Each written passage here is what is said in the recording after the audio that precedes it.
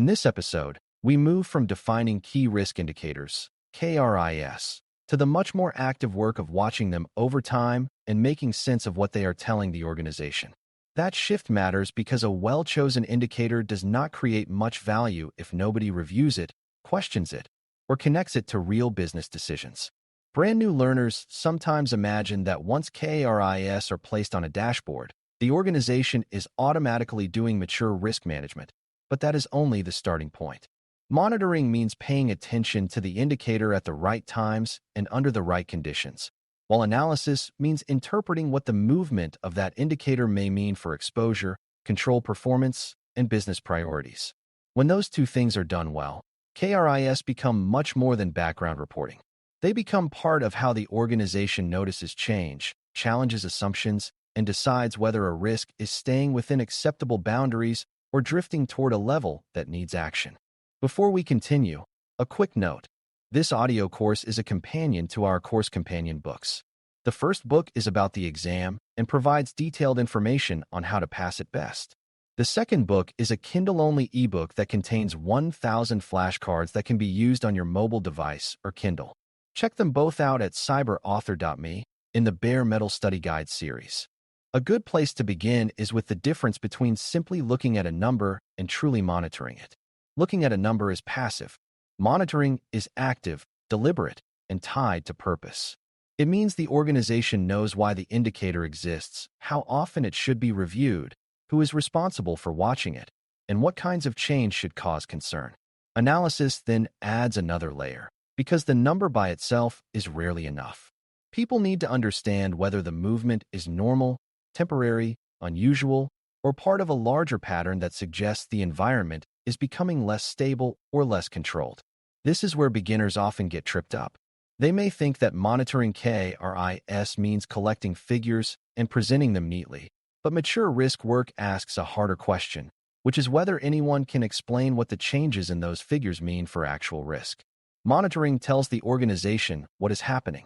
Analysis helps the organization understand why it may be happening and whether the response should change. One reason this topic matters so much is that risk conditions rarely stay frozen for long. A risk that seemed manageable 3 months ago may look different after staffing changes, new business activity, vendor disruptions, customer growth, regulatory pressure, or shifts in the threat environment. KRIs exist partly because leaders cannot rely on occasional intuition to notice those changes. Monitoring creates a regular habit of checking whether the signals tied to important risks are remaining stable or moving in a concerning direction. Without that habit, organizations often discover deterioration too late, after a disruptive event has already exposed the weakness. For beginners, it helps to think of KRI monitoring as part of organizational awareness. Just as a pilot would not glance at an instrument once and assume the rest of the flight will be fine, a risk-aware organization does not look at an indicator once and assume conditions will remain acceptable forever. The value comes from repeated observation, comparison over time, and disciplined attention to meaningful movement. The next important idea is cadence, because indicators lose much of their value if they are reviewed too rarely, too casually, or only when someone already suspects trouble. Monitoring works best when the organization decides in advance how often each KRI should be reviewed and who is expected to participate in that review.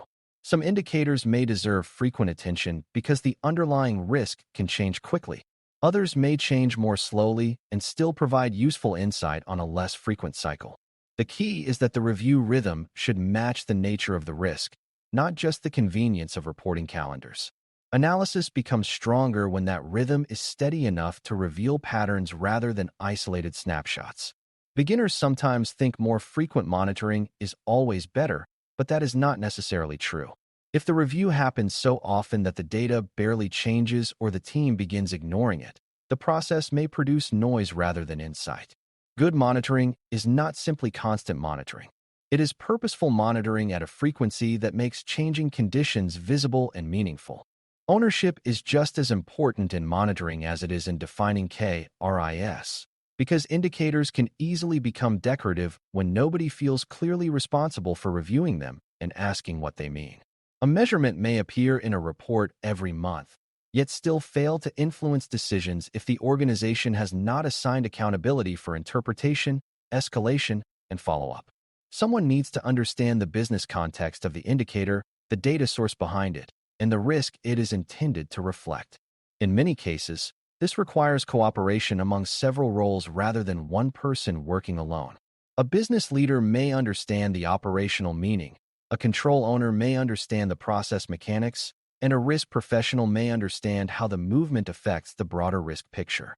Beginners should notice that monitoring is not the same as passive distribution. Sending a chart to a list of recipients does not guarantee that anyone is truly watching. Monitoring becomes real when named people know they are expected to review the results, interpret unusual movement, and respond when the signal suggests that conditions are worsening. Data quality continues to matter after the KRI has been established, because monitoring can go badly wrong when people trust numbers that are incomplete, delayed, or inconsistent. An indicator may look stable when the underlying data is missing part of the population it was meant to cover. It may appear worse than normal because a process changed and the reporting method changed with it. It may rise suddenly for a benign reason or fall temporarily even though the actual risk has not improved. This is one reason analysis is so important. Good analysis does not treat every change as equally meaningful. It asks whether the movement reflects reality or whether it may be shaped by timing, scope, or data collection issues. For beginners, this is a valuable lesson because numbers can create false confidence very easily.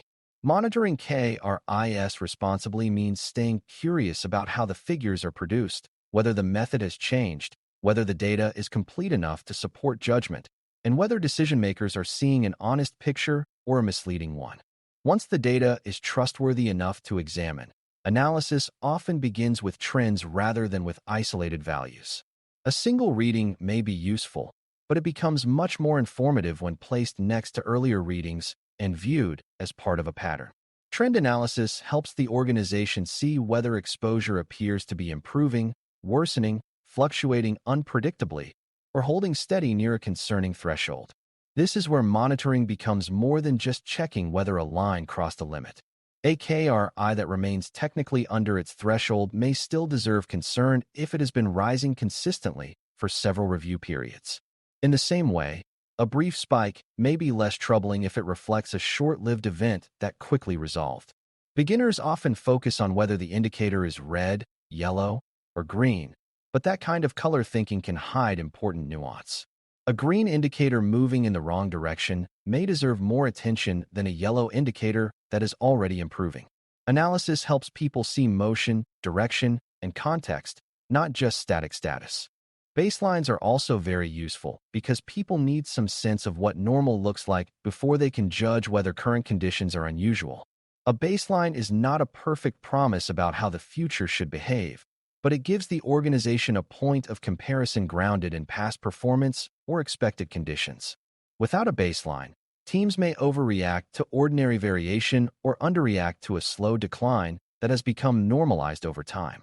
Good analysis uses baselines carefully, not mechanically. It asks whether the baseline still reflects the current business environment and whether something important has changed since that reference point was first established. Beginners should understand that normal does not always mean safe.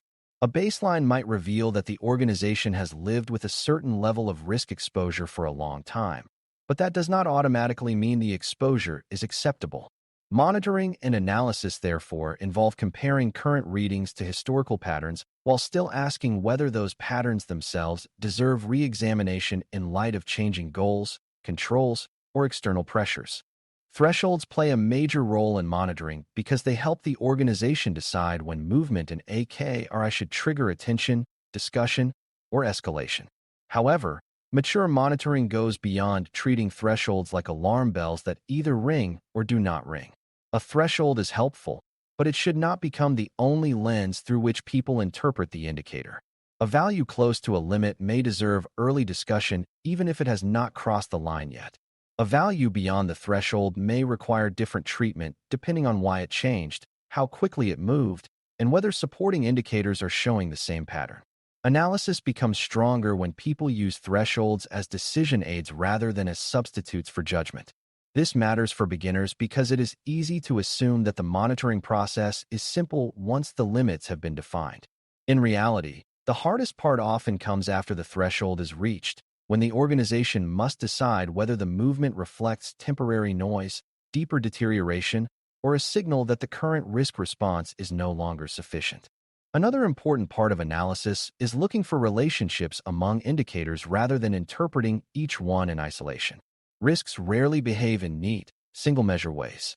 One KRI might suggest emerging strain in a process, but the picture becomes clearer when that movement is viewed alongside related signals such as control exceptions, backlog growth, delayed reviews, staffing gaps, or increased operational errors. This kind of connected thinking helps the organization avoid false conclusions based on one data point that could be explained in several different ways. Beginners may think this sounds complicated, but the core idea is simple. One signal can be informative, yet several signals moving together can tell a stronger story about what is happening beneath the surface. That does not mean every analysis should become a giant puzzle with endless variables. It means people should be careful not to draw big conclusions from one number without asking whether other indicators support the same interpretation. Monitoring becomes much more meaningful when the organization looks for patterns across related signals instead of reacting to each measure as if it exists alone. Context is equally important because the same KRI value can mean different things in different business conditions. A certain level of delayed reviews may be serious during a major system transition, but less concerning during a quiet period. A temporary increase in exceptions may reflect weak discipline, or it may reflect a legitimate surge in activity that is being managed appropriately. Good analysis asks what else was happening around the time the indicator changed. Were there staffing reductions, changes in process ownership, a major vendor issue, a product launch, seasonal demand, or a shift in business priorities that affected the number? Without that context, monitoring can become too literal and lead to poor decisions. For beginners, this is a very important point because risk indicators are not fortune tellers. They are signals that need interpretation. Analysis should therefore combine data with business understanding so the organization can tell the difference between meaningful deterioration, temporary disruption, changing measurement conditions, and ordinary operational fluctuation that does not truly change the risk picture. Once analysis reveals something noteworthy, escalation and response come into view. Monitoring has little practical value if the organization notices a concerning pattern but does nothing with that knowledge. A meaningful KRI program should support follow-up questions, targeted review, conversations with control or risk owners, and sometimes a broader reassessment of the treatment plan or the residual risk level. The response does not always need to be dramatic. In many cases, the right first move is further investigation to understand why the indicator changed.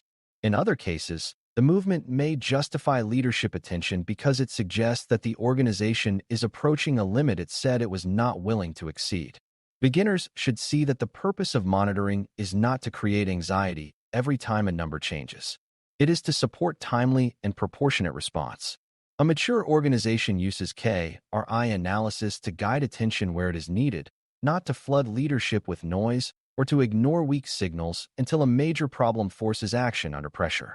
Communication is central to this whole process because analysis is only valuable when people can understand it. A strong report on KRI movement should not just repeat the numbers. It should explain what changed, what the likely meaning is, what uncertainty remains, and whether the organization believes the underlying risk is stable, rising, or improving. That explanation should be tailored to the audience.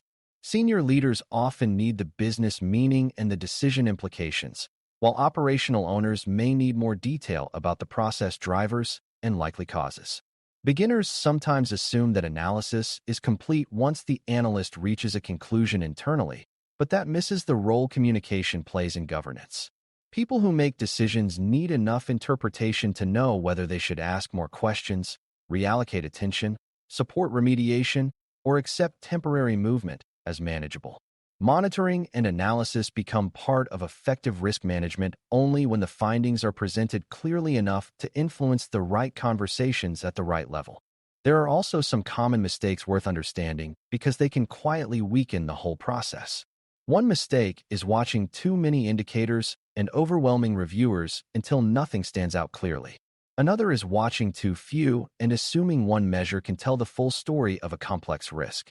A third is focusing only on threshold breaches and ignoring slow movement that signals deterioration before the formal limit is crossed.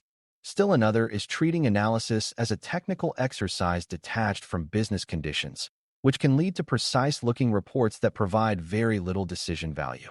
Beginners benefit from seeing that monitoring KRIs is partly about discipline and partly about judgment.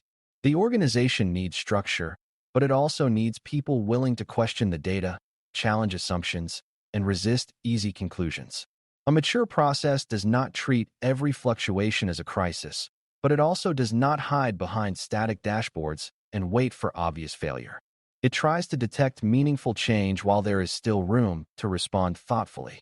As you bring all of this together, the central lesson becomes clear. Monitoring and analyzing KRIs means more than checking numbers on a schedule. It means building a living process for observing change, interpreting patterns, understanding context, judging whether exposure is moving toward or away from acceptable levels, and making sure the right people know when the story behind the numbers requires attention. Done well, this process helps the organization notice deterioration early, challenge the assumption that current controls and treatment plans remain sufficient, and make better decisions before a risk becomes a damaging event. Done poorly, it becomes empty reporting that creates the appearance of awareness without the substance of it. For someone new to this topic, the most important takeaway is that KRIs become powerful only when they are monitored with discipline and analyzed with judgment. That is how raw measurement turns into practical risk awareness, and practical risk awareness is one of the foundations of mature risk management. Thanks for listening. For more audio courses, daily newsletters, and more, please visit baremetalcyber.com.